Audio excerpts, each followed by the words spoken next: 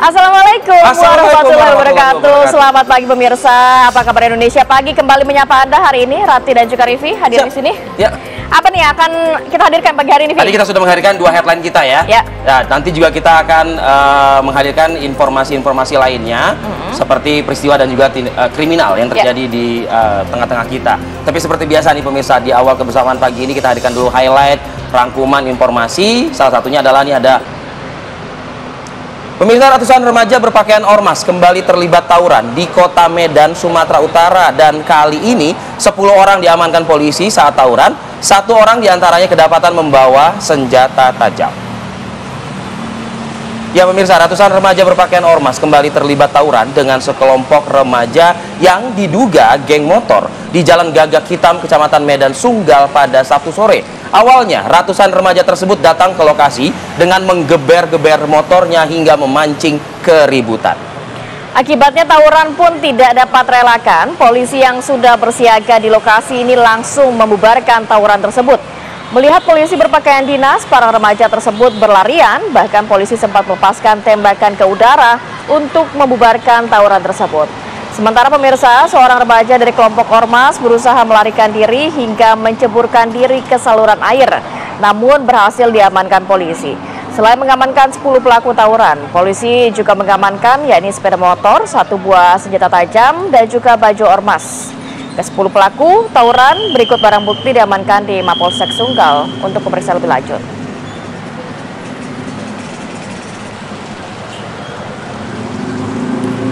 Dari Medan, Sumatera Utara kita bergeser ke Tangerang, Banten pemirsa. Gerombolan penagih utang atau debt collector menyerang seorang pemuda penjaga warung mie bakso di Kecamatan Pasar Kemis, Kabupaten Tangerang, Banten pada Jumat sore.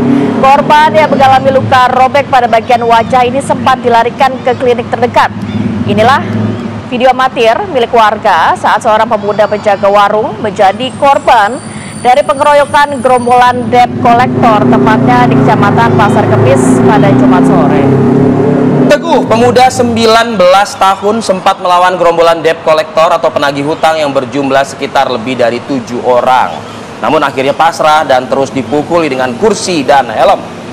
Kanit Reskrim Polsek Pasar Kemis, Ibda Dasuki, membenarkan aksi gerombolan debt collector atau penagih hutang yang melakukan pengeroyokan kepada penjaga warung mie bakso hingga mengalami luka robek di bagian tubuh.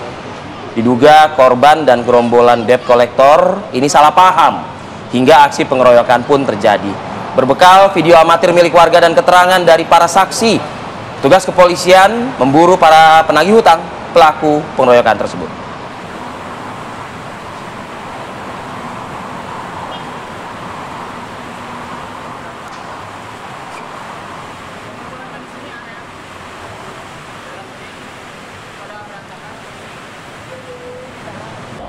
Kita ke informasi selanjutnya pemirsa, seorang perempuan cekcok dengan sejumlah pria yang diduga supir taksi online saat melintas di tengah aksi unjuk rasa kenaikan tarif taksi online beberapa waktu lalu di Bandung, Jawa Barat. Aksi sweeping tersebut memaksa turun penumpang padahal kendaraan yang digunakan bukan taksi online. Inilah cekcok mulut yang terjadi saat satu keluarga ini dipaksa turun dari kendaraan pribadinya. Sejumlah pria yang diduga supir taksi online yang sedang unjuk rasa kenaikan tarif taksi online menuduh pengendara mobil tidak solider dengan aksi tersebut. Seorang perempuan dalam kendaraan tersebut ini menjelaskan bahwa mobil yang ditumpangi adalah kendaraan pribadi. Ia sampai bersumpah-sumpah mobilnya bukan taksi online. Keadaan semakin memanas saat salah satu penumpang mobil ketahuan merekam aksi sweeping kendaraan yang melintas di Jalan Diponegoro, Kota Bandung, Jawa Barat. Kejadian tidak mengenakan ini diunggah pemilik akun TikTok di media sosial. Ia pun menjelaskan saat itu hendak menjemput ayahnya usai pulang melakukan ibadah haji. Menurut pedagang yang melihat kejadian di lokasi saat itu, sejumlah demonstran ini menghentikan kendaraan menghentikan kendaraan roda 2 dan 4 untuk mengonfirmasi pengemudi online atau bukan. Pihak kepolisian yang menangani kasus ini menyebutkan perbatasan 2 wilayah tersebut memang kerap terjadi aksi sweeping dan belum ada laporan terkait dengan perbuatan tidak mengenakan tersebut kepada pihak kepolisian. Mana Pak? Iya, Sok. Saya bukan online. Astagfirullah. Aduh, bukan. Bagaimana? Ya, malah saya wajib saya. Jemput Bapak. Berani. Ayo Pak, demi Allah, demi Rasulullah, demi Nabi. Demi Allah. Kita demi keluarga, teh. Ya. Baik, sejumlah informasi sudah kita hadirkan untuk membuka pagi hari ini. Nampaknya nggak afdol kalau kita tidak memantau bagaimana kondisi lalu lintas di jalanan di Jakarta. Sudah ada rekan dari MTMC, Bribtu Sarah. Selamat pagi, Bribtu Sarah. Silakan informasinya.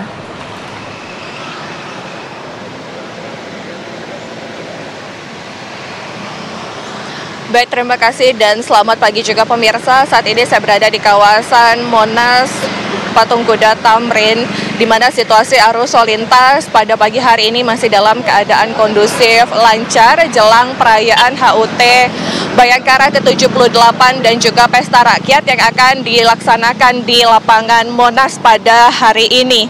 Bagi Anda yang akan melintasi kawasan ini untuk menghindari kawasan Monumen Nasional Gambir Jakarta Pusat, dikarenakan digelarnya perayaan HUT Bayangkara ke-78 serta Pesta Rakyat dalam rangka Hari Ulang Tahun Bayangkara ke-78 mulai pukul 9 sampai dengan 24.00 waktu Indonesia Barat yang diprediksi akan dihadiri kurang lebih 182.000 orang. Gelaran Pesta Rakyat tersebut akan dilaksanakan pada pukul 14 hingga 22 waktu Indonesia Barat. Terdapat booth makanan dan minuman secara gratis dari 150 UMKM dan juga acara hiburan lainnya. Terdapat juga rangkaian acara formal seperti upacara dan parade defile yang akan dihadiri oleh Presiden dan Wakil Presiden Republik Indonesia. Dan pemirsa, dapat kami informasikan terdapat 10 skema rekayasa lalu lintas 1 Juli 2024 di sekitaran Monas dalam rangka HUT Bayangkara ke-78, yaitu arus lalu lintas dari Jalan Veteran Raya yang akan menuju ke Jalan Veteran 3 diluruskan ke Traffic Light Harmony, arus lalu lintas dari Jalan Medan Merdeka Timur yang akan menuju ke Jalan Merdeka Utara atau Istana Negara dibelokkan ke kanan ke Jalan Perwira. Arus lalu lintas dari Jalan Ridwan Rais yang akan menuju ke Jalan Merdeka Selatan diluruskan ke Jalan Merdeka Timur. Arus lalu lintas dari Jalan MH Tamrin yang akan menuju Bundaran Patung Kuda dibelokkan ke kiri atau ke kanan ke Jalan Kebon Siri. Arus lalu lintas dari Jalan Abdul Muiz yang akan berbelok ke kiri ke Jalan Budi Kemuliaan diluruskan ke Jalan Fahrudin, serta arus lalu lintas dari Jalan Fahrudin yang akan berbelok ke kanan ke Jalan Budi Kemuliaan diluruskan ke arah Jalan Abdul Muiz. Arus lalu lintas dari Jalan Tanah Abang 2 yang akan lurus ke Jalan Museum dibelokkan ke kiri maupun ke kanan, dan arus lalu lintas dari Jalan Majapahit yang akan berbelok ke kiri ke Jalan Museum diluruskan ke Jalan Abdul Muiz. Lalu arus lalu lintas dari Jalan Abdul Muiz yang akan berbelok ke kanan ke Jalan Museum diluruskan ke Jalan Majapahit. Arus lalu lintas dari Jalan Hayam Wuruk yang akan lurus ke Jalan Majapahit dibelokkan ke kiri ke Jalan Juanda, serta arus lalu lintas dari Jalan Suryo Pranoto yang akan menuju ke Jalan Insinyur Haji Juanda dibelokkan ke kiri ke Jalan Gajah Mada. Arus lalu lintas dari Jalan Abdul Muiz yang akan menuju ke Jalan Majapahit dibelokkan ke kiri ke Jalan Tanah Abang 2. Arus lalu lintas dari Jalan Veteran Raya yang akan berbelok menuju ke Jalan Veteran 1 diluruskan ke arah Traffic Light Harmony. Dan yang terakhir, arus lalu lintas dari Jalan Veteran Raya yang akan menuju ke Jalan Veteran 2 diluruskan ke arah Traffic Light Harmony. Tentunya rekayasa arus lalu lintas ini bersifat situasional. Untuk itu kami himbau bagi pengendara untuk menaati rambu lalu lintas yang berlaku dan ikuti dari arahan petunjuk petugas kami yang berada di lapangan. Dan dapat kami informasikan berdasarkan data IRSMS Korlantas Polri, angka kecelakaan di seluruh Indonesia 1 kali 24 jam terjadi sebanyak 160 kasus laka lantas dengan rincian 19 meninggal dunia, 10 luka berat dan 108 luka ringan. Untuk itu kami himbau bagi Anda untuk selalu menaati rambu lalu lintas yang berlaku, patuhi rambu lalu lintas yang berlaku dan juga ikuti arahan dari petugas kami yang berada di lapangan demi keamanan dan keselamatan diri Anda pribadi maupun pengguna jalan lainnya. Untuk informasi tentang kondisi arus lalu lintas, Anda dapat menghubungi call center kami di 1500669 atau melalui SMS Center di 9119. Stop pelanggaran, stop kecelakaan, keselamatan untuk kemanusiaan. Salam presisi, kembali ke studio. Baik, terima kasih Bribtu Sarah. Sebelumnya kami ingin mengucapkan selamat HUT Bayangkara ke-78 teman-teman dari NTMC Polri yang juga sudah setiap pagi mau mengisi layar Apa Kabar Indonesia Pagi ya. Selamat bertugas kembali Bribtu Sarah. Oke, pemirsa, kita akan jeda dulu sejenak, tapi di segmen berikutnya kita akan coba mengupdate nih. Ada peristiwa mutilasi gitu ya di Garut, Jawa Barat. Tapi informasinya, ini kabarnya apakah benar pelaku juga sudah berhasil diamankan oleh pihak berwajib. Sesaat lagi pemirsa, kami akan hadirkan.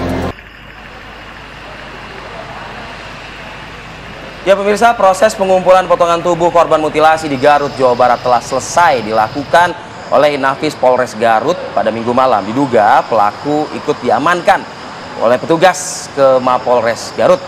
Petugas dari Inafis Polres Garut, Jawa Barat akhirnya selesai melakukan pengumpulan potongan tubuh korban mutilasi yang terjadi di Kampung Bantar Limus maksud kami, Desa Sancang, Kecamatan Cibalong, Garut, Jawa Barat.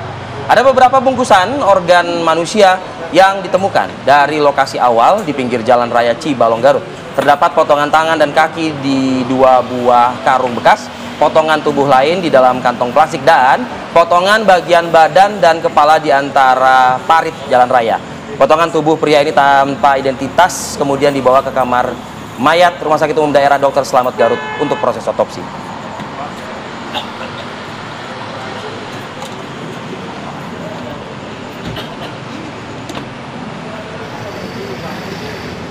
Pemirsa, sebelumnya potongan tubuh manusia korban mutilasi ditemukan di Garut, Jawa Barat. Bagian badan korban berada di antara pinggir parit dan jalan.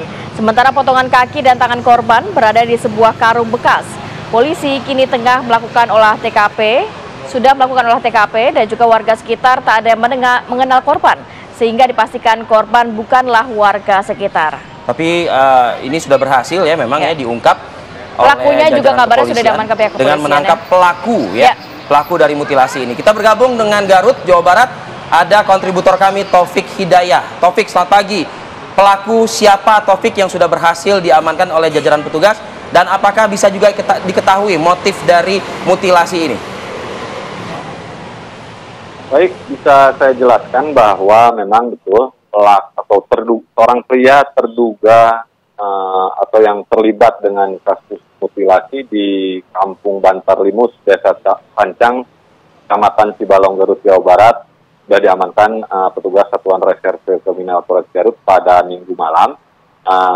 Ia juga kini tengah dilakukan pemeriksaan secara mendalam bahwa memang polisi masih menggali motif apakah ada unsur sesuatu hingga korban dihabisi nyawanya keji itu.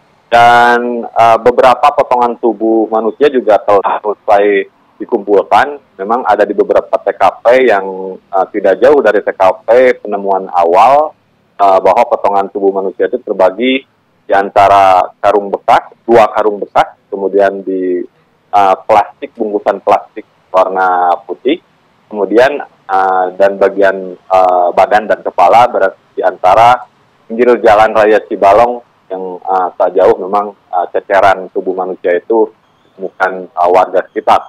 Dan informasinya juga yang terbaru bahwa ada dugaan gangguan kejiwaan yang dialami oleh terduga pelaku ini, sehingga pihak kepolisian harus menerjunkan tim khusus, terutama dari Rumah Sakit Jiwa, bahwa memang apabila pelaku ini benar-benar mengalami gangguan jiwa, maka kasusnya bisa ditutup karena memang orang atau ODGJ tidak bisa diproses secara hukum. Namun pihak kepolisian tidak bisa semudah itu, maka unit Japanras akan terus berkoordinasi dengan tim ahli bahwa apakah betul pelaku ini mengidap ODGJ atau tidak. Karena tapi beberapa barang bukti sudah diamankan, termasuk senjata tajam yang diduga digunakan untuk memotong beberapa bagian tubuh korban yang masih identitasnya belum diketahui. Demikian. Baik, terima kasih banyak Taufik Hidayah atas laporannya langsung dari Garut, Jawa Barat. Masih didalami oleh pihak kepolisian. Apakah pelaku ini motifnya seperti apa dan apakah memang benar mengalami gangguan kejiwaan ya? Oke, kita harus jeda dulu sejenak ya. Nanti kita akan hadirkan. Kita geser dari Jakarta, beberapa hari kita main di Jakarta aja terus begitu. Kita ke Jawa Barat, gesernya dikit aja ya, Via. Jawa Barat ini kan menarik, karena kan lumbung suara pemilih pemilu 2024. Ya. Cukup banyak kan? Cukup banyak. Sangat banyak bahkan. Luas juga cakupan Luas wilayahnya. Juga, ya. Tapi nggak ada lawan sih. Emang yakin RK maju di sana? Nggak tahu juga deh. Kita hadirkan ya informasi dan perbincangan saat lagi tetap bersama kami. Ridwan Kamil sebagai petahana pastinya sudah punya modal begitu ya, modal politik ya Via. Tapi kalau berbicara mengenai survei juga top of mind dari masyarakat masih Ridwan Kamil. Di Jawa Barat? Di Jawa Barat. Kalau di Jakarta tuh nomor 3 katanya. Nomor 3. Tapi di sisi lain, apakah memang Ridwan Kamil ini akan diusung oleh seluruh Kim? Dalam arti tidak terpecah. Iya. Satu kemana gitu ya. kita akan membahas hal ini dengan narasumber yang sudah hadir pagi hari ini. Sudah ada Bang Habibur Rahman, Wakil Ketua Partai Gerindra. Selamat pagi, Assalamualaikum. Waalaikumsalam, Bang. Kemudian juga ada Bang Ridwan Hizjam, anggota Dewan Pakar Partai Golkar. Selamat pagi, Bang Ridwan. Selamat pagi. Dan juga Mas Nyarwi Ahmad, analis politik UGM. Selamat pagi, Assalamualaikum Mas Nyarwi. Pagi, Rati. Saya mau ke Bang Habib dulu deh, langsung deh Bang. Emang benar kalau katanya ada manuver dari Partai Gerindra yang memang ini mengarahkan Ridwan Kamil di Jakarta agar di Jawa Barat nanti ditempati orang lain? Ya, saya pikir itu tuduhan tidak berdasar dan tendensius. Ya. Agak sakit hati juga kalau ada yang nuduh begitu, apalagi dari sesama teman ya. Tadi perlu kami sampaikan. Tapi beredar soalnya di publik nih Bang. Jadi gini, kami sampaikan. Soal pilkada ini kan soal tokoh, soal orang ya, yang diusung oleh partai. Jangankan kader partai lain, kader partai kami sendiri pun nggak bisa kami paksa-paksa karena yang maju adalah tokoh. Nggak bisa kami mencantumkan nama orang lalu kami daftarkan tanpa perkenan dari yang bersangkutan. Kedua, ya, Ridwan Kamil itu kan waketum Partai Golkar. Ya. Nggak bisa kami juga paksa Partai Golkar memajukan dorong-dorong Ridwan Kamil di Jakarta. Yang paling punya domain ya dalam konteks partai adalah Partai Golkar. Maka karena itu adalah tuduhan-tuduhan bahwa kami dorong memaksa Ridwan Kamil maju di Jakarta dan sebagainya itu sebetulnya nggak logis. Ya, kalau mengacu kepada regulasi dan sistem bangunan ketatanegaraan kita, ya. Kalau ada misalnya aspirasi di masyarakat, ya, di antaranya muncul juga nama Pak Ridwan Kamil karena ini kan orang berprestasi ya, di Jakarta Timur maju, ya menurut saya itu hal yang wajar untuk kita jajaki. At the end, ya kalau kita bicara koalisi, nggak ada istilah manuver-manuveran, nggak ada istilah paksa-paksaan, makan friend nggak ada ya, karena nggak bisa juga Pak, ya kan, nggak bisa dong. Ya. Kalau orangnya nggak berkenan, partai nggak berkenan, ya apa bisa? Orang rumah lain kok ditarik-tarik? Apa bisa seperti itu? Saya tanya ke Mas Rifi, bisa nggak? Apa tuh? Saya jawab deh. Bisa nggak gitu loh, ya kan? Saya sih nggak pernah memaksa Pak Ridwan Kamil maju. Saya ngelakuin itu sih, gitu. Memaksa Pak Ridwan Kamil maju padahal bukan kader kami, bisa nggak? Kader kami aja nggak bisa kok. Tapi bisa muncul spekulasi seperti itu, Bang Habib, itu nah, justru kan yang saya tanyakan kenapa muncul spekulasi seperti itu? Kenapa Mas Rifi sejak awal elektabilitasnya dekat dengan Anies Baswedan? Nanti dulu, kenapa Mas Rifi mengajukan pertanyaan seperti itu? Nah, ini kan kita urai dulu satu demi satu, ya kan? Oke. Nah, saya katakan ya bahwa semua itu kan nanti akan dibicarakan oleh pimpinan-pimpinan kami, ya kan?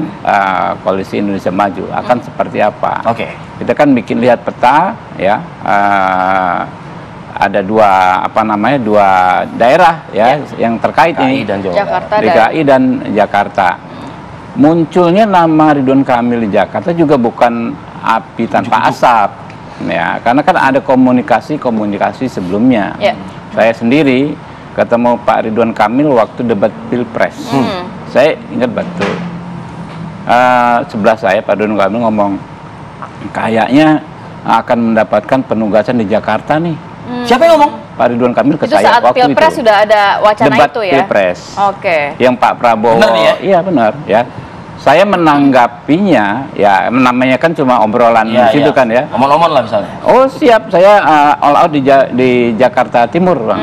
Karena pikir saya waktu itu adalah di pembicaraan yang singkat itu adalah akan mendapatkan penugasan untuk maju di Pilgub Jakarta. Itu salah satu yang saya dapat langsung ya. Kemudian ada juga misalnya narasi-narasi sebelumnya yang muncul di media ya bahwa Pak Ridwan Kamil OTW Jakarta walaupun itu iklan produk skincare ternyata kan ya. Tapi di masyarakat yang namanya angle begitu sudah dimaknai begitu ya. Dimaknai, diklarifikasi bagaimanapun tetap yang pertama yang muncul. Sehingga wajar kalau muncul di masyarakat nama Pak Ridwan Kamil. Banyak tokoh-tokoh nasional yang bagus. Ibu Khofifah misalnya di Jawa Timur, ya kan? Mana lagi? Kenapa namanya nggak muncul di di Jakarta? Karena kan nggak ngomong sama Bang Habib. Satu, ya kan? Kedua, karena memang nggak ada bahan-bahannya sama sekali. Nggak ada narasi-narasi masih seperti cukup itu. populer juga nantinya kalau untuk ke Jakarta. Nggak gitu ya. ada pembicaraan OTW itu Jakarta, nggak ada narasi-narasi sebelumnya sehingga nggak disambut oleh rakyat Jakarta. Gitu. Jadi itu, jadi jangan berprasangka buruk terhadap Gerindra, ini kan terhadap Pak Prabowo. Kita sampaikan, kita kan framing ya. Yang nanya kan Rivi tadi. Saya kan berdasarkan temuan-temuan yang makanya saya jawabnya lewat Rivi. Oke. Bang Ridwan, gimana nih? Ini kan kader Anda begitu ya. Kalau dari Golkar sendiri kan ada gini nih, Ti. Gimana tuh? Ridwan Kamil maunya kemana sih, Bang? Iya, gampang kayaknya ya. Dia ngomong ke Bang Habib waktu itu di Pilpres katanya saya ke Jakarta nih, kata dia begitu. Ridwan Kamil sebagai kader Golkar, apalagi pengurus partai, kan, Dewan Pimpinan Pusat, Wakil Ketua Umum, otomatis beliau akan mengikuti instruksi partai. Instruksi partai. Tapi kemana dari instruksi partainya? Partainya memang memberikan tugas kepada Ridwan Kamil ke Jakarta. Oke. Dan benar kan, Bang? Benar, resmi. Surat resmi. Jakarta dan Jawa Barat katanya. Dua kan? Oh, dua. Itu dikeluarkan sebelum ketemu Pak Habib, makanya Pak Habib makanya dia berani bicara itu. Jadi yang Pak Habib sampaikan itu betul 100%. Karena dia pegang surat. Tapi sudah jelas belum Jakarta atau Jawa Barat dari partai? Belum, kami kan belum ada yang jelas. Karena nanti kan ada detik-detik terakhir. Survei kata ketum katanya. Ya, ini kan sudah survei yang kedua. Tapi baru akan dilaporkan ke DPP mungkin minggu depan lah. Tapi hasilnya memang Ridwan Kamil spektakuler. 70%, di atas 70% itu. Oh ya? Iya. Di wilayah? Di Jawa Barat. Di Jawa Barat. Di Jawa Barat. Nah, itu. Tapi nanti kita akan putuskan pada waktu survei ketiga. Nah, habis itu baru kita bicara dengan koalisi. Nah, habis itu kita bicara dengan presiden. Jadi kalau Pak Jokowi dibilang cawe-cawe di ini enggak. Golkar itu selalu berkonsultasi dengan presiden. Kita yang nanya. Karena apa? Ya karena memang Golkar seperti itu, sejarah berdirinya Golkar seperti itu. Sejak berdiri tahun 64, Sekber Golkar, terus jadi Golkar tahun 71 sampai menjadi partai golongan karya. Nah, itu tidak pernah dipisahkan. Jadi siapapun, pada waktu Bu Mega jadi presiden, kita juga konsultasi. Waktu Gus Dur juga konsultasi. Kalau Pak SBY orang sudah tahu. Tapi Bang Ridwan, begini Bang, saya kembali lagi nih. Kalau tadi ada pegangan 70% di Jawa Barat, wah itu apa ya? Saya nanti biar Mas Arwi yang nyelesai. Ini pilkada udah selesai Mas Arief, kata dia misalnya begitu gitu kan. Tapi pertanyaannya, Golkar juga harus ikut mikir dong. Jakarta bagaimana itu? Iya betul, makanya kita kan masih dua belum kita putuskan. Memang di Jakarta ini sesuatu yang unik, karena belum ada incumbent menang. Belum pernah loh sejarahnya. Belum ada historinya ya? Iya, sejarahnya itu belum pernah ada menang. Kita dulu dukung Ahok itu kalah sama jagonya Pak Habib. 2017 ya? 2019. Iya. Pilkada DKI kan? Pilkada DKI. 2017. Terpilihlah Pak Anies, orang baru. Ahok orang lama. Bang Ridwan nggak sayang dengan modal politik yang cukup besar begitu Ridwan Kamil dari Jawa Barat yang ya banyak yang mengatakan ini mah udah pasti menang begitu ya kalau di Jawa Barat, tapi dibawa ke Jakarta yang masih kesempatannya juga masih. Jadi memang kita besar. Melihat ini kan tidak lokasi kan, kita kan bicara ke depan. Nah ke depan itu kita lihat Pak Ridwan Kamil punya prestasi yang bagus, orang muda, nah panjang perjalanan politiknya. Gitu. Karena kita kan harus lihat ke depan bagaimana. Nah, Mas Nyarwi, tadi Bang Ridwan mengatakan nggak ada tuh incumbent yang menang untuk urusan pilkada DKI Jakarta ya. Lalu yang kedua, biasanya tuh yang survei buncit, nah itu dia tuh, yang surveinya kalah, itu biasanya tuh yang pemenangnya gitu. Nah itu ya. Nanti di segmen berikutnya kita elaborasi. Saat lagi kami akan kembali. Kita langsung ke Mas Nyarwi, tapi kalau melihat peta koalisinya akan seperti apa? Kalau RK nantinya ke Jakarta, nampaknya lapangan datar untuk tokoh lain di Jawa Barat begitu ya. Dan kalau melihat, kalau RK-nya ke Jakarta potensinya seperti apa? Pertama begini, ini baru pertama kali ya, Ratih, Rivi, Pilkada Jakarta tersandra oleh Pilkada Jawa Barat, sebaliknya Pilkada Jawa Barat tersandra oleh Pilkada Jakarta gitu ya. Cakep tuh. Ini baru pertama kali ini kan gitu. Agak membingungkan juga ya. Gitu. Kenapa? Karena siapa yang maju dalam Pilkada Jakarta DKJ itu juga akan ngaruh kan ke proses dan lapangan yang terjadi di Pilkada Jawa Barat gitu ya. Nah, khusus untuk Jakarta saya kira kalau dari beberapa data survei yang kita lihat kan memang Ridwan Kamil berpotensi kan gitu. Cuma memang belum sepenuhnya leading kan gitu. Makanya saya lihat salah satu survei sih urutan 3 dia. Ya, seperti itu contohnya. Makanya seperti ini Golkar itu penugasannya ke Ridwan Kamil kan ada dua ke Jawa Barat sekaligus ke Jakarta. Tapi ini sekaligus juga menjadi potensi tadi, Rivi. Karena dua penugasan ini kan gitu.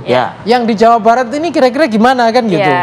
Apakah nanti Ridwan Kamil gitu ya berpasangan dengan pasukannya misalnya Kim ya, koalisi Indonesia Maju. Nah, kalau itu misalnya dengan Dedi ya selesai Pilkada Jawa Barat. Kira-kira gitu. Selesai itu deh ya? Iya dong kan gitu. Kali di beberapa data survei terakhir kan tadi Bang Ridwan aja mengatakan 70. Nah, itu nomor 1 dan nomor 2 ya di survei saya sendiri misalnya melihat beberapa yang lain misalnya itu ada sampai 50 sekian ya untuk Dedi misalnya top main kemarin SMRC merilis top main Ridwan Kamil aja 25 misalnya gitu, Ridwan 16 lebih sekitar itu. Jadi kalau ini berkoalisi, koalisi Indonesia Maju, maka Pilkada Jawa Barat itu sungguhnya selesai untuk dalam konteks data survei yang terakhir seperti itu. Tetapi kalau misalnya gitu ya Ridwan Kamil pindah geser ke Jakarta, maka Pilkada Jawa Barat menjadi lapangan yang terbuka, relatif terbuka kan gitu. Paling enggak misalnya ada calon dari Gerindra ya, Deddy Mulyadi yang termasuk Ilham Habibie jangan lupa. Ilham Habibie misalnya juga dicalonkan Nasdem, belum lagi beberapa tokoh-tokoh yang lain yang baliho-balionya juga ada beredar di wilayah Jawa Barat seperti itu, yang diramaikan netizen Bu Susi misalnya seperti itu. Jadi saya kira gitu ya, nasib Pilkada Jakarta maupun Jawa Barat ini salah satunya dari Ridwan Kamil efek nih, kan gitu. Karena ini akan sesuai dengan tema dialog kita ya. Ini akan kira-kira akan mempengaruhi konstelasi DKI Jakarta sendiri itu satu. Yang kedua siapa yang punya peluang kan gitu. Kalau Ridwan Kamil masuk, dia suaranya kan luar biasa sampai hari ini sehingga nama-nama lain Ridwan Kamil efek untuk Jawa Barat itu menenggelamkan tokoh yang lain. Karena apa? Elektabilitas yang ada di banyak data survei sudah di atas 50 sekian, 53, 54, bahkan ada yang lebih kan gitu. Nah, sementara untuk Jakarta, Anies saja nggak lebih dari itu kan gitu, dari beberapa data survei sehingga potensi katakanlah Jakarta ya misalnya dimasuki Ridwan Kamil juga terbuka. Tetapi balik lagi, seperti apa kontestasi Pilkada Jawa Barat itu dua hal ya, Rifki Ratih. Yang pertama, apakah Ridwan Kamil akan masuk apa tidak? Itu satu. Yang kedua gitu ya, seandainya masuk gitu, apakah Ridwan Kamil ini akan berkoalisi dalam gerbongnya Kim ke koalisi Indonesia Maju, di sana ada Deddy Mulyadi, atau sebaliknya? Ya Gerindra sendiri mengusung nih Deddy Mulyadi kan gitu. Jadi di jalan masing-masing begitu. Ya seperti itu, dan itu juga seru tentunya kan gitu. Dari data survei lah yang kita lihat ya. Jadi saya kira juga Ridwan Kamil untuk Jakarta ini Pilkada Jawa Barat itu juga jadi ujian nih. Apakah koalisi Indonesia Maju itu akan solid apa tidak? Kira-kira dari Mas Nyarwi berat kemana? Pertimbangannya apa kira-kira? Ya itu bisa ditanyakan ke beliau. Kalau ditanyakan mereka kayaknya jawabannya agak normal begitu. Bang Habib, kira-kira apa sih pertimbangannya Bang? Ini memungkinkan nggak nanti di Pilkada Jawa Barat jalan masing-masing nih, Golkar sendiri berpasangan dengan yang lain atau Gerindra sendiri juga nantinya? Ya makanya saya bilang ya masing-masing kami terutama Partai Gerindra nggak bisa memutuskan sendiri. Mau di Jawa Barat kah, mau di Jakarta kah nggak bisa putuskan sendiri. Karena itu kita tunggu perkembangannya seperti apa. Ya misalnya tadi dibilang Pak Ridwan Kamil bisa menang di Jawa Barat. Bagi kami ya Pak Prabowo ya dalam konteks Pak Prabowo, ya alhamdulillah Pak Ridwan Kamil kan tim ses beliau, ya kan. Partai Golkar kan pendukung beliau, satu provinsi aman, gitu kan. Atau ada calon lain menang di Jakarta nggak ada masalah, tapi itu semua mesti melalui proses, ya kan? Karena ternyata kan Partai Golkar juga kan nggak bisa ajukan sendiri baik di Jawa Barat maupun Jawa Tengah, ya kan? Jawa Tengah, sorry, Jakarta, ya kan ya. Sehingga menurut saya ya percaya saja pada pimpinan-pimpinan kita lah, kami ini. Ya pasti akan memutuskan yang terbaik ya. Kira-kira pertimbangannya apa Bang kalau ngomongin sosok kan Ridwan Kamil popularitasnya, elektabilitasnya ini kan juga cukup tinggi, sangat tinggi bahkan. Iya betul, makanya kan semua itu akan dinilai. Yang ini tinggi di mana, yang ini tinggi di mana, ya kan kalau terjadi pergeseran maka petanya akan seperti apa. Karena kalau kita mengikuti sejarahnya Pak Prabowo di dalam berpolitik, beliau itu politisi yang sangat tidak egois, nggak pernah mengedepankan Gerindra sentris, ya, nggak pernah mengedepankan kelompoknya sendiri sentris. Itu yang menurut saya penting, ya, dan teman-teman saya yakin percaya semua. Di Koalisi Indonesia Maju percaya semua. Ketika nanti diputuskan, itu yang terbaik untuk semua. Gitu. Biasanya sih kalau Dewan Pakar ya sebuah partai itu seperti sudah punya backup plan-nya gitu kan ibaratnya. Kalau seandainya memang Ridwan Kamil ke Jakarta, siapa calon kuat pengganti di Jawa Barat kalau begitu? Kita melihat gini, kami di Dewan Pakar diskusi ya, jadi bukan keputusan partai masih, karena nyinggung-nyinggung Dewan Pakar. Dewan Pakar itu kan bagian, mestinya profesor, kan saya ini kan pelaku politik. Nah itu kita melihat memang sejarah di Jakarta ini, biasanya orang ujuk-ujuk juga yang langsung muncul. Iya. Nah saya baru dapat jam 11 malam tadi hasil survei, cuma nggak tahu Prof sudah keluar nggak itu hasil surveinya itu. Ternyata nomor 1 memang tetap Anies Baswedan, ya, tapi kurang lebih 27, Terus yang kedua yang mengejutkan buat saya, mantan Pangdam Jaya, Dudung Abdurrahman, Jenderal. Nah itu juga kalau bicara Golkar, keluarga besar Golkar itu kan dari ABRI, dari birokrasi dan dari Golkar sendiri kan. Nah terus baru ketiga itu Ahok dan keempat Ridwan Kamil. Ridwan Kamil cuma 10, Ini hasil survei yang belum belum diekspos. Tapi saya sudah dikirim oleh lembaga survei itu. Tapi kami karena itu bukan yang ditunjuk oleh DPP, kami tidak berani menunjukkan nama surveinya. Tapi saya melihat, ini kok ada sesuatu yang baru muncul, dan saya melihat bahwa figur Panglima Kodam Jaya ini juga sangat terkenal kan pada saat dia memimpin. Nah, jadi itu menjadi pemikiran kita, karena bagaimanapun Golkar ini kita ke depan melihat bahwa bagaimana keluarga besar Golkar yang dari unsur ABRI, birokrasi dan golongan ini bisa menyatu kembali. Jadi kalau mau bicara ABG, A-nya itu adalah Pak Dudung, B-nya itu adalah pejabat yang sekarang siapa Pak Heru. Golongannya ya Ridwan Kamil kan. Jadi kita punya 3 mestinya itu, meskipun tugas dari Partai Golkar itu 3 juga memang di Jakarta. 1 Pak Ridwan Kamil, kedua adalah Pak Zaki, Bupati Tangerang, Ketua DPD, terus yang ketiga Erwin Aksa yang terpilih dari Jakarta Utara. Itu resminya, yang resmi. Tapi ini kan muncul ini, dan kita harus lihat loh, di Jakarta itu adalah tidak bisa dia ini, Prof, tidak bisa disangka-sangka. Biar tidak ada sandera yang cukup lama begitu ya, kalau kata Mas Zarawi tersandera nih Pilkada Jakarta. Jadi pada waktu Pak Anies 5 tahun yang lalu terpilih, itu di putaran pertama kalah sama Ahok. Baru putaran kedua karena AHY gabung, baru dia menang. Nah, jadi ini memang kita tidak asal-asalan. Tidak asal-asalan. Kami pernah punya pengalaman yang cukup cukup menyakitkan lah. Nah itu, siapa waktu itu di Jawa Barat, di Jakarta, itu kader kita yang namanya Gubernur siapa? Foke. Hampir semua partai. Iya, ke dia. Iya. Betul. Yang menang siapa? Ternyata kalah. Gerindra yang menang. Jokowi Ahok. Dia bawa dari Solo, Pak Jokowi ini oleh Gerindra. Itu Gerindra efek. Gerindra. 2012 menang, 2017 menang. Dan sebentar, Ahok itu siapa? Ahok itu anggota DPR RI fraksi Partai Golkar dari Partai. Jadi kalau di Jakarta ada nama-nama baru yang muncul yang memungkinkan juga masih bisa menang. Makanya kalau di Jawa Barat beda lagi begitu ya. Ya, lebih baik yang popularitasnya sudah tinggi gitu ya. Memang ya itu nanti pilihan semuanya. Saya yakin bahwa pimpinan seperti tadi itu, pimpinan kita itu akan bijak dan melihat semua aspek-aspek yang mana muncul dengan tidak diduga-duga. Baik Bang Ridwan, Mas Nyarwi ini terakhir nih ke Anda nih. Kira-kira yang memutuskan itu untuk Jakarta dan Jawa Barat ini, apakah ketua umum partai atau ada sosok lebih besar lagi di luar ketua umum partai? Ya, kalau resmi kan jelas ketua umum partai ya, yang punya basis legal kan gitu. Tetapi kan kalau dalam sistem presidensial tadi kan contohnya Golkar punya tradisi kan harus menghadap Pak Presiden juga kan gitu. Makanya seringkali kan Pak Presiden tuh kesannya menjadi ketua dari para ketua-ketua umum partai kan gitu. Artinya tapi itu balik lagi pertimbangan saya kira ya. Tapi tetap saja gitu ya. Posisi partai itu yang punya basis legalitas mencalonkan. Nah, pertimbangannya apa? Tentu data survei salah satunya. Yang kedua apa? Mungkin juga basis koalisi, seberapa itu solid dan seberapa itu kuat. Nah, yang ketiga juga salah satunya adalah tingkat pertumbuhan elektabilitas tadi. Karena tadi khusus Jakarta misalnya, ada nama baru biasanya itu potensial diterima, ya, dipertimbangkan paling enggak. Yang kedua tingkat elektabilitas tokoh ini kan harus dilihat juga kan gitu.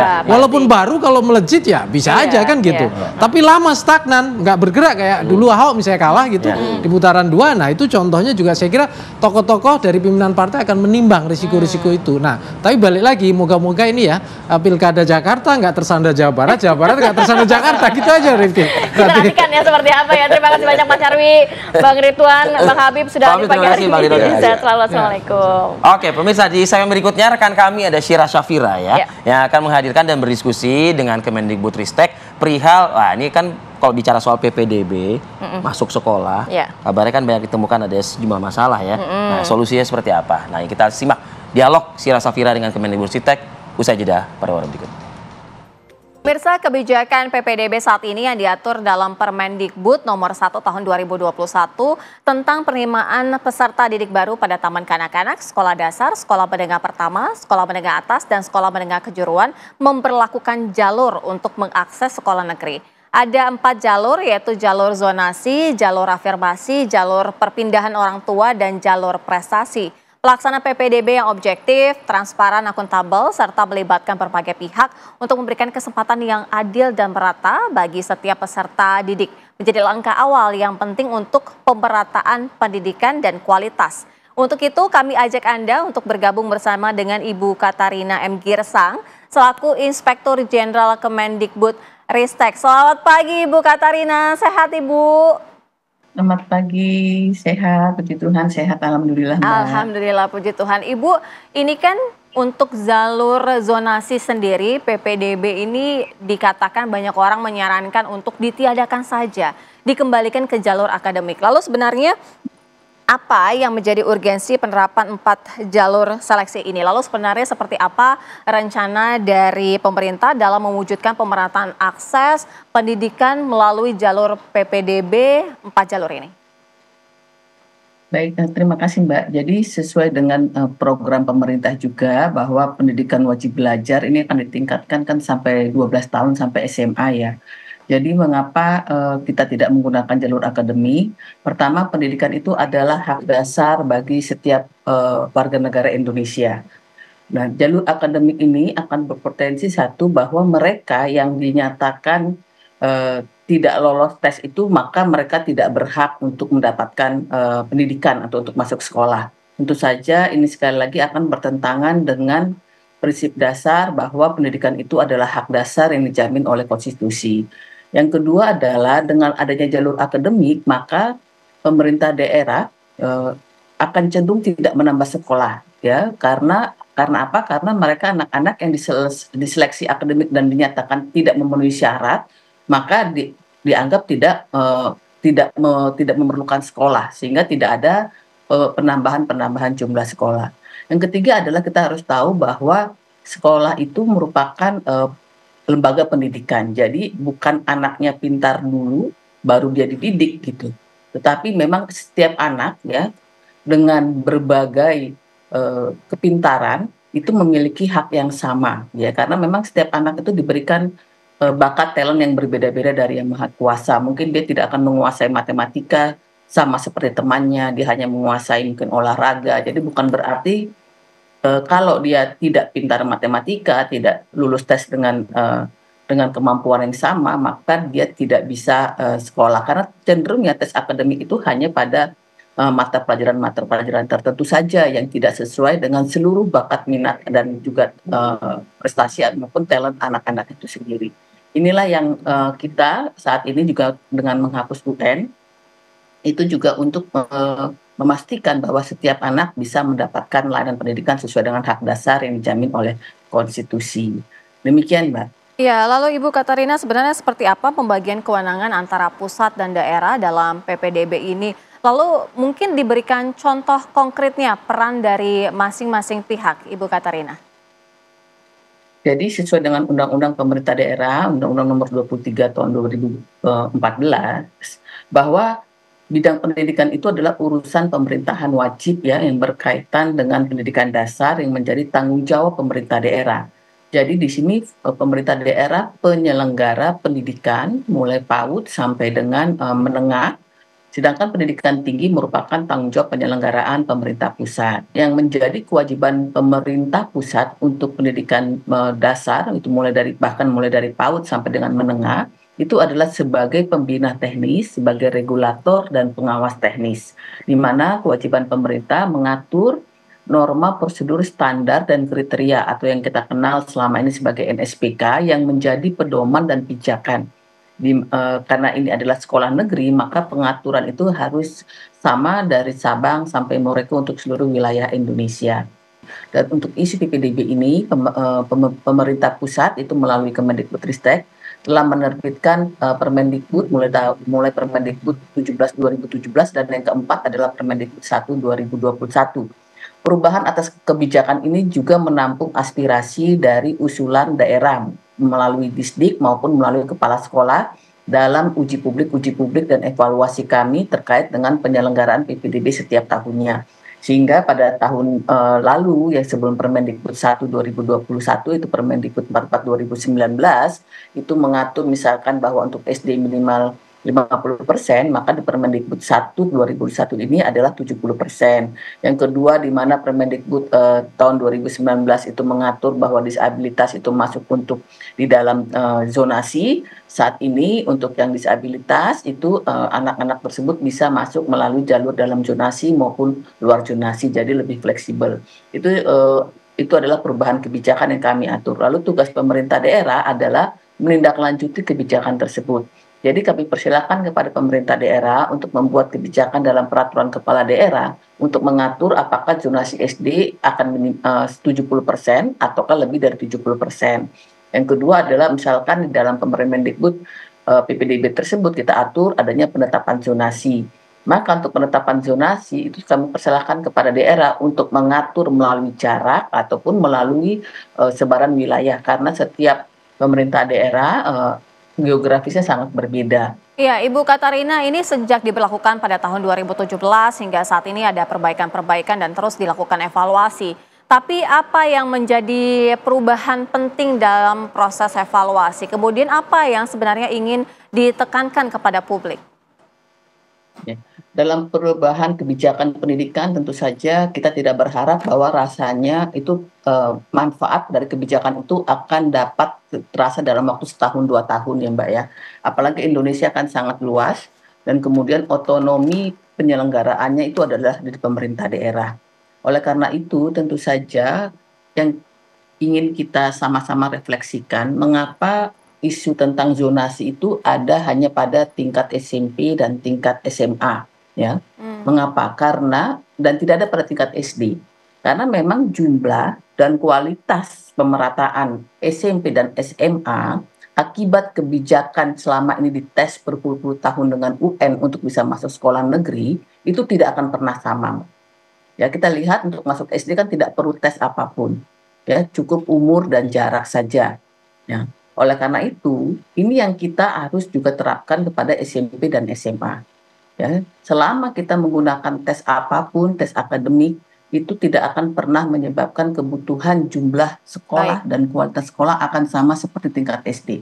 Jadi target kita sebenarnya adalah bagaimana menyamakan kualitas SMP, kualitas SMA, jumlah SMP dan jumlah sekolah SMA itu sama dengan jumlah sekolah SD kita. Demikian, Mbak. Baik, Ibu Katarina, ini juga kita akan mengulas mengenai kecurangan-kecurangan yang terjadi dalam proses PPDB. Usai jeda, program Apa Kabar Indonesia Pagi segera kembali. Terima kasih Anda masih bersama kami di program Apa Kabar Indonesia Pagi. Kita lanjutkan dialog bersama dengan Ibu Katarina M. Girsang selaku Inspektur Jenderal Kemendikbud Ristek.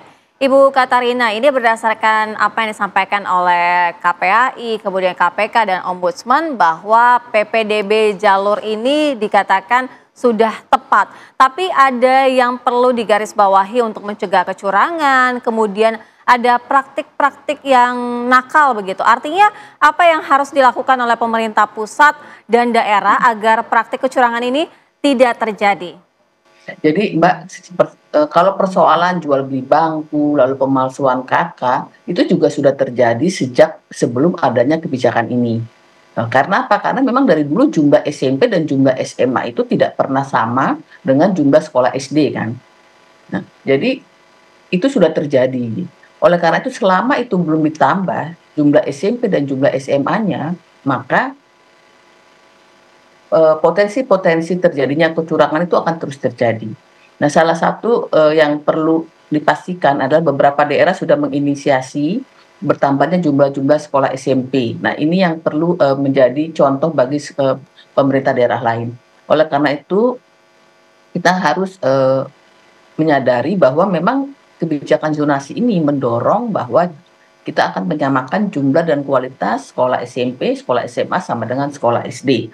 Tapi dengan catatan tetap memperhitungkan sekolah-sekolah swasta lainnya maupun sekolah-sekolah kemenak yang ada di wilayah tersebut. Nah, ini yang penting.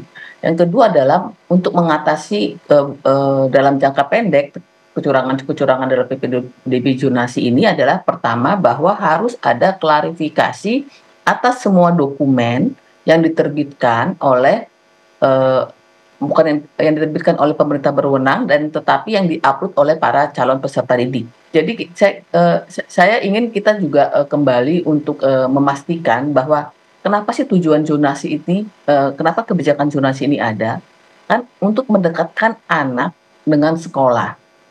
Ya, anak dengan sekolah berarti anak dengan orang tua, karena memang anak pada usia anak itu seharusnya berada di bawah pengawasan orang tua langsung.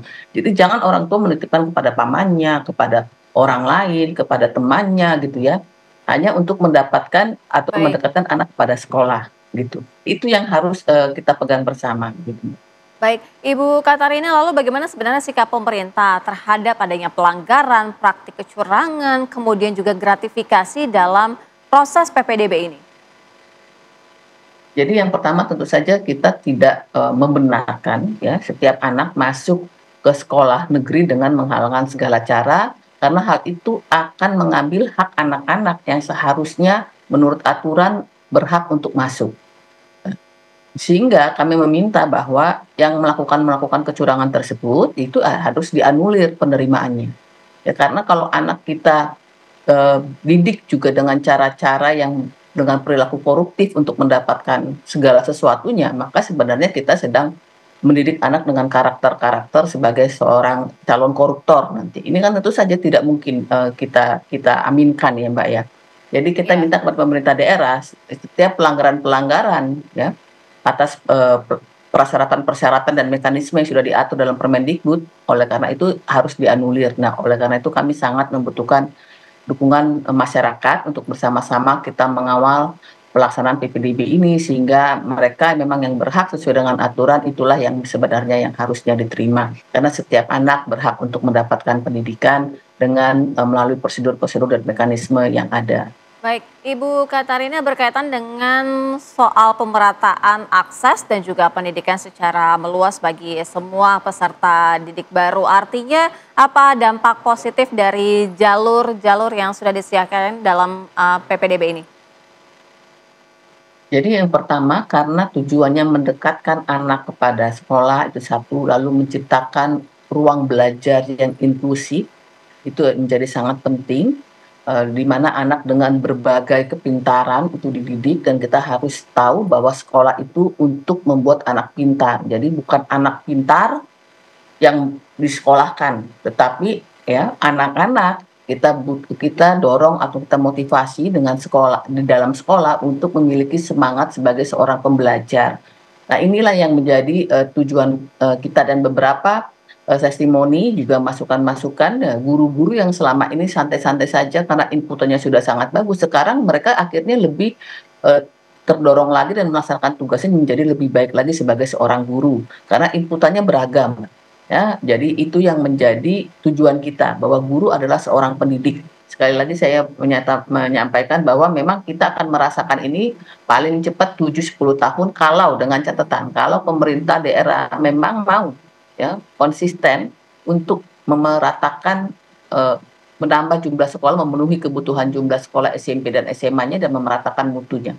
Itu yang menjadi target kita bersama. Oleh karena itu kita meminta pemerintah daerah, jika memang tidak memiliki APBD, ya silakan sediakan tanahnya, usulkan pembangunan USB-nya kepada pemerintah pusat. Itu juga kami buka dan kami akan fasilitasi. Itu sudah kami sampaikan sejak 2017, Mbak, sejak Permendikbud 17 2017. Lalu bagaimana keterkaitan PPDB yang objektif, transparan dan akuntabel berkaitan dengan pemerataan pendidikan dan kualitas pendidikan kita?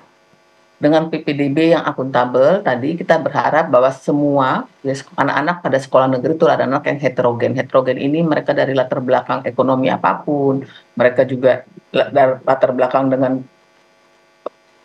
kepintaran dalam bidang apapun gitu ya. Karena kita harus percaya dan harus yakin bahwa tidak ada anak yang bodoh, ya.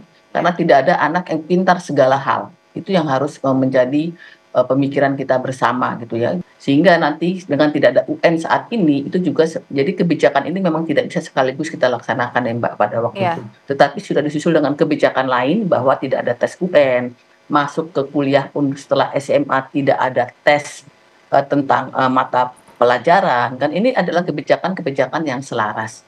Nanti hasilnya tentu saja kita akan lihat setelah 7 sampai dengan 10 tahun, tapi dengan catatan ketika pemerintah daerah konsisten untuk melaksanakan kebijakan ini dengan menambah jumlah sekolah dan juga memeratakan mutunya. Demikian.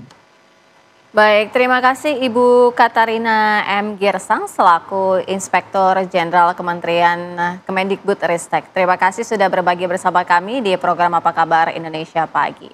Pemirsa, itu tadi pentingnya upaya seluruh pihak untuk membuat pemerataan akses dan juga kualitas pendidikan di seluruh Indonesia. Program Apa Kabar Indonesia Pagi segera kembali usai jeda.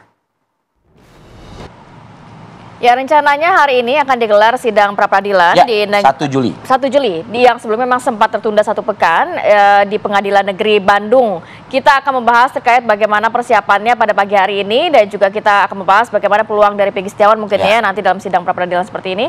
Kita sudah kehadiran narasumber Bapak Kudri Sitompul, pakar hukum pidana Universitas Indonesia. Selamat pagi Pak Kudri. Selamat pagi Pak Kudri. Assalamualaikum. Baik, sebelum ke Pak Kudri, kita akan ajak pemirsa untuk pantau dulu bagaimana persiapan langsung dari Pengadilan Negeri Bandung. Sudah ada rekan kami Leo Chandra. Leo, silakan informasinya. Ya, selamat pagi Kamarati, Fadil dan juga pemirsa TV One. Memang saat ini saya sudah berada di Pengadilan Negeri Bandung, Jawa Barat, tepatnya di Marta Dinata, Bandung, Jawa Barat. Dan seperti yang terlihat saat ini posisi saya ini sudah berada di luar ruang 6 atau ruang Mujono yang akan dijadikan tempat sidang pra-peradilan untuk Peggy Setiawan pagi ini yang dijadwalkan pada pukul 9 pagi, di mana pagi ini juga akan hadir sebanyak 22 orang tim dari jajaran kuasa hukum Peggy Setiawan, kemudian juga keluarga dari Peggy Setiawan ini juga dikonfirmasi hadir, yaitu Ibu Kartini dan juga adik Peggy Setiawan, yaitu Robi dan juga adiknya.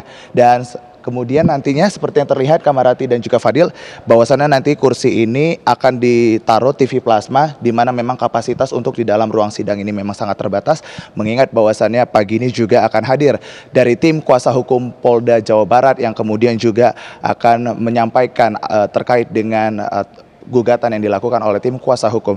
Dan tadi Kamarati dan juga Fadil, saya sempat berbincang dengan kuasa hukum Peggy Setiawan yang sejak pagi tadi juga sudah hadir, mengatakan bahwasannya memang untuk pada pagi ini mereka akan membacakan permohonan tuntutan atas kliennya, yaitu Peggy Setiawan, yang dimana memang diwakili oleh tim kuasa hukum. Dan nantinya juga tim kuasa hukum ini berharap bahwasannya dengan semua bukti yang mereka berikan kepada hakim dapat diterima dan Peggy agar bisa segera dibebaskan seperti harapan dari keluarganya juga. Begitu Kamarati, kami akan terus mengupdate terkait dengan pra-peradilan Peggy Setiawan pada pagi ini di Pengadilan Negeri Bandung, Jawa Barat. Kembali ke Anda di studio. Baik Leo Chandra, kita akan terus standby ya Leo ya, dan juga tim kita di sana, karena nanti kita juga akan mengcover ya dalam breaking news sidang pra-peradilan Peggy Setiawan. Saya ingin menyapa Pak Kudri terlebih dahulu. Pak Kudri, artinya kalau misalnya hari ini ya kita berharap ya hadir untuk bisa sidang pra-peradilan ini bisa berjalan. Tapi jikalau mengingat ini 1 Juli adalah Hari Bayangkara juga begitu. Jika tidak hadir, ditinggal. Jadi sidang dilanjutkan. Kalau nantinya hari berikutnya hadir, dianggap acaranya itu akan diteruskan. Misalnya sekarang ini kan biasanya membacakan surat permohonan atau surat gugatan pra peradilan. Besok menjawaban. Setelah itu langsung pembuktian, ya, entah saksi, dokumen dan ini. Nah, kalau misalnya hari ini Polda tidak hadir, maka dia besok harus bukan membawa surat jawabannya gitu. Gitu. Jadi agendanya tetap dijalankan walaupun hari. Ya, tertunda hari. Jadi besok memang harus pihak kepolisian membawa begitu ya, polisi. Tapi nggak mungkin ditunda hari ini berarti ya, Pak? Nggak ditunda. Kan begini, ini mesti diingat ya bahwa pra-peradilan itu peradilan cepat, ya kan. Dia itu makanya hakim tunggal dan dibatasi waktunya 7 hari. Nah, kelemahannya undang-undang itu tidak menentukan 7 hari itu apa, tapi kebiasaannya bahwa kalau ada hari libur maka tidak dianggap hari kerja dihitungnya ya? Hari kerja. Nah, itu juga tidak diatur apa konsekuensinya kalau misalnya hari pertama si termohon termohon pra-peradilan itu tidak hadir. Nah, di dalam undang-undang hanya dinyatakan 3 hari setelah berkas atau surat permohonan itu didaftarkan, maka pengadilan wajib menentukan harinya dan sudah menentukan siapa hakimnya. Cuman itu yang diatur. Selebihnya itu kan kebijakan dan praktek praktek terjadi yang di sehari-hari di pengadilan.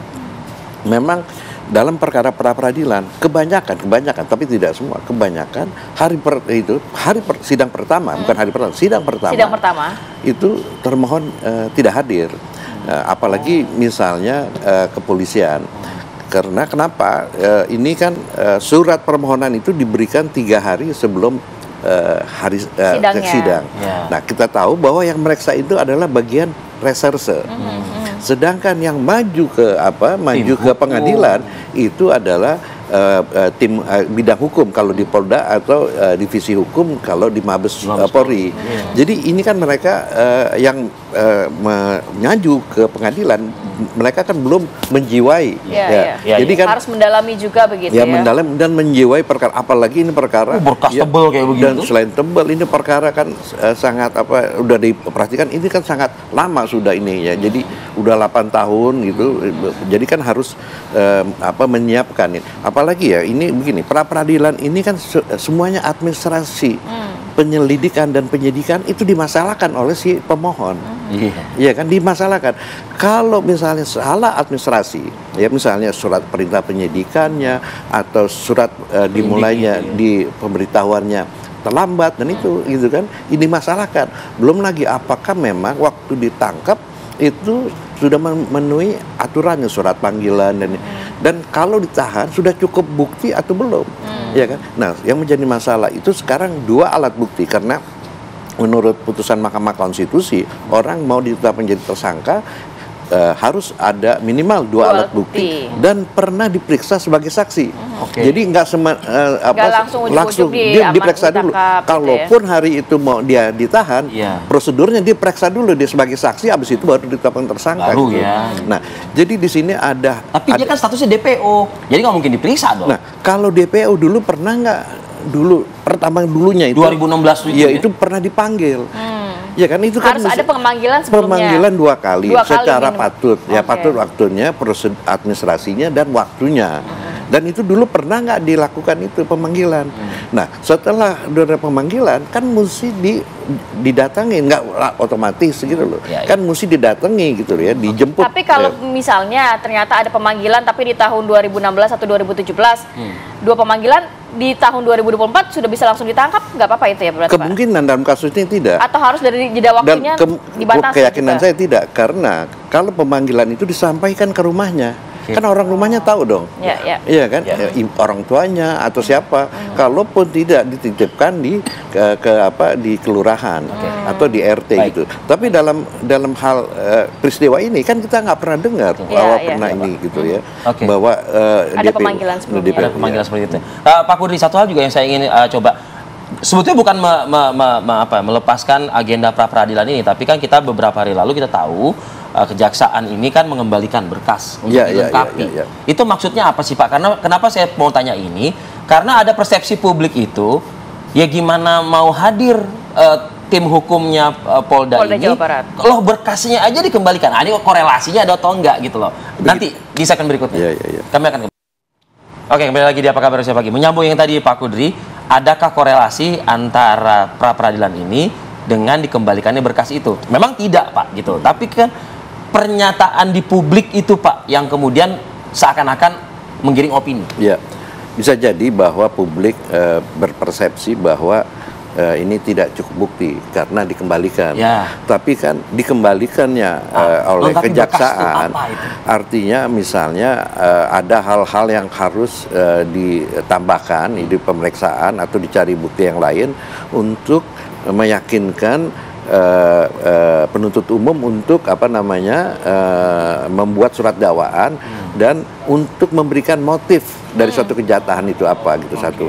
Tapi bisa jadi memang itu buktinya belum lengkap. Nah, itu elementer dong Pak. Loh iya, kalau misalnya itu sampai terjadi ya, kemungkinan misalnya itu misalnya menurut penuntut umum tidak cukup bukti, ya kan? Masih itu lemah ini kata dia. Iya masih ya, itu bisa ini ya. Misalnya ya. Misalnya yang mungkin ya ini kan karena tidak ada kesesuaian antara visum dengan surat dakwaan yang lalu. Visumnya itu kan dibilang mati karena ada benturan benda keras. Ya sedangkan di dalam surat dakwaan ada tusukan, 2 tusukan gitu loh. Nah ini mungkin disuruh cari, dibilang coba ahlinya bagaimana. Karena 2 hal ini missing link ya. Iya, missing link gitu loh. Nah kemudian sekarang karena ini sudah menjadi konsumsi publik. Nah ini kan saksinya ini kan diantara pelaku yang kita sebut saksi mahkota. Padahal dahulu ya waktu di awal KUHP itu dikritik ya, udahlah penyidik ya, penuntut umum ya, termasuk hakim jangan memperlakukan saksi mahkota ini karena bertentangan dengan hak asasi. Karena di satu sisi dia sebagai saksi wajib memberikan keterangan yang benar. Karena kalau tidak dia dikenakan hukuman memberikan keterangan. Tetapi dari segi dia sebagai terdakwanya nanti dia berhak tidak menjawab. Kalau saksi kan wajib menjawab. Iya kan? Ya, dia tidak menjawab atau ini. Jadi itu ada namanya self incrimination. Jadi dengan dia jadi saksi ya dalam perkara yang sebenarnya dia juga sebagai terdakwa yang lain, itu kan memberatkan dirinya dia. Itu sudah bertentangan prinsip-prinsip hak asasi manusia secara universal. Jadi ada non self incrimination, nggak boleh orang, karena self incrimination itu juga bisa menjadi pelaku bayaran. Dia sebenarnya melindungi orang lain. Dia ngaku dia pelakunya padahal dia melindungi orang lain. Digiring lah misalnya. Jadi ini. Nah, jadi penuntut umum bilang coba cari saksi yang lain, jangan saksi diantara pelaku itu juga gitu loh. Ada nggak saksi yang lain? Jadi saat ini memang Polda Jawa Barat berarti mengumpulkan berkas-berkas yang diminta kejaksaan sambil juga sidang pra peradilannya jalan begitu ya. Bisa nah nanti kalau misalnya dari sisi mungkin si Peggy Setiawan Pak Kudri, setelah ada putusan dari pra peradilan ini, apa ada langkah yang bisa dilakukan atau memang nanti akan ke persidangan utama aja? Begini. Kan pra peradilan itu kemungkinannya menerima atau menolak. Jawabannya hanya 2 itu ya? Iya. Kalau misalnya kita pengen tahu apa sih yang menjadi tuntutan di dalam surat permohonan pra peradilan atau petitumnya, gitu ya. Kalau petitumnya minta bahwa penetapan tersangka, sebelum tersangka, penetapan penyidikannya itu batal karena tidak didasari laporan polisi yang benar misalnya, iya kan, tidak sesuai ya, atau misalnya LP-nya backdated, berlaku mundur, dia udah diperlakukan upaya paksa, tetapi laporan polisinya dibuat mundur. Kalau misalnya bisa saja, kalau seperti itu, kalau bisa dibuktikan karena kan dia si para sekarang jadi terpidana kan, dia tahu. Ya kan, waktu dia diperiksa belum ada surat panggilan, surat ada penetapan. Dia kan tahu ada saksi waktu itu. Dia ngerasa karena dia mengalami sendiri. Waktu saya diperiksa ya sebelum sebagai saksi atau sebagai tersangka pada waktu itu dia belum ada LP-nya. Ya kan? Nah, itu kalau bisa dibuktikan itu ini semuanya. Nah, jadi permintaannya pembatalan penyidikan. bisa juga menyatakan menghentikan atau penetapan tersangka atau mengeluarkan SP3, menghentikan penyidikannya. Ya kan, itu ada ketiga kemungkinan itu. Ya, nah tapi kalau misalnya pra peradilan ini sekarang nggak boleh ada kasasi ya atau PK. Ini sekali aja, kecuali para pihak entah siapa yang menang siapa yang kalah, dia mempunyai bukti baru, dia bisa mengajukan lagi. Ya. Tapi ini jadi sekarang pada prinsipnya putusan para peradilan itu final and binding. Baik. Kita nantikan ya akan seperti apa jalannya sidang pukul 9 pada hari ini. Pukul 9 ya? Ya, betul. Semoga tidak molor ya. Semoga hadir semuanya dan lengkap. Ya, jadi ya ini kan publik juga ingin menunggu. Sebenarnya polisi ini punya bukti apa? Dan kita juga menunggu apa sih argumentasi yang dikemukakan oleh si pemohon atau para ini. Walaupun secara media sosial kita udah tahu kira-kira apa yang dimasalahkan. Spill sudah tahu. Dan satu hal lagi juga, ada sosok juga yang menunggu. Siapa? Presiden Republik Indonesia. Atensinya berkali-kali. Itu dia. Terima kasih Pak Kudri, sehat selalu. Assalamualaikum. Waalaikumsalam. Pemirsa, kita hadirkan juga informasi berikutnya di program Kabar Utama Pagi bersama Andi Kumala. Andi Kumala, spill sedikit nih, apakah juga jelang sidang Peggy Setiawan pra peradilan ini juga menjadi menu utama Anda? Ya, betul sekali Arif Fadil dan Kamarati. Kita di Kabar Utama Pagi juga masih akan melanjutkan terkait jelang sidang pra peradilan Peggy Setiawan di Bandung, Jawa Barat. Nanti kuasa hukum Peggy katanya akan menghadirkan satu saksi kunci yang pada saat itu, pada saat kejadian melihat perkelahian antara Eki dan juga sekelompok orang. Nanti di Kabar Utama Pagi kita akan kabarkan sesuai dengan informasi tadi. Sesaat lagi kita kembalikan dulu ke Rati dan Arif Fadil. Baik. Terima kasih Andi Kumala. Nanti selengkapnya di Kabar Utama Pagi dan juga kita akan hadirkan breaking news ya, Vi, terkait sidang pra peradilan Peggy Setiawan. Akhir kata, saya Kamarati Kusuma. Arif Fadil pamit undur diri. Terima kasih. Sampai jumpa.